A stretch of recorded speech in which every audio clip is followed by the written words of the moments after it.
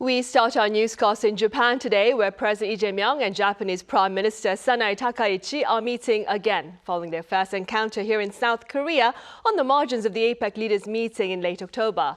I have our top office correspondent Yoon Jung-min live on the line. Jung-min, do start us off then. Sunny, the talks began with the leaders stressing the importance of bilateral cooperation. Take a listen. 우리가 한때 아픈 과거의 경험을 갖고 있긴 하지만 한일 국교 정상화가 된 지도 이제 환갑 60이 지났고 앞으로도 이 복잡하고 어지러운 국제 질서 속에서 우리가 새로운 더 나은 상황을 향해서 나아가야 하기 때문에 한일 간의 협력 관계는 그 어느 때보다도 그 어떤 것보다도 중요하다고 생각합니다. I had an in-depth discussion with you, Mr. President, on the strategic importance of the Japan-Korea relationship. This served to reaffirm that we should coordinate efforts to the stability of the region while I work with you on developing Japan-Korea relations. The meeting is taking place at Prime Minister Sanae Takaichi's hometown in Nara Prefecture as a continuation of what they call shuttle diplomacy, following their official bilateral meeting in South Korea's Gyeongju in October.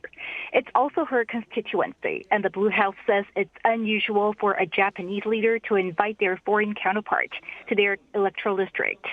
Today's meeting included a joint press conference and a dinner hosted by the Prime Minister. President Lee Jae-myung and First Lady Kim Hae-kyung arrived in Japan this morning for a two-day visit. And we hear that Takaichi herself welcomed the South Korean first couple as they arrived at their hotel, which was unexpected. Right, a very warm welcome that has been noted by the media as well. Now, Jung-min, what issues look to be topping their talks today?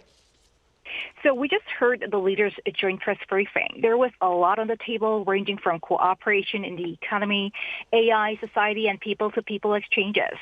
There was no mention in the joint presser, but eyes are on South Korea potentially joining the CPTPP, a multilateral free trade agreement involving 12 countries, including Japan and Australia. Seoul has been banning seafood imports from 8 Japanese prefectures following the meltdown at the Fukushima nuclear power plant in 2011. Attention was also on historical issues, as they agreed to conduct a DNA analysis to recover the remains of Korean forced laborers who were killed in flooding in 1942 at an undersea coal mine in Japan.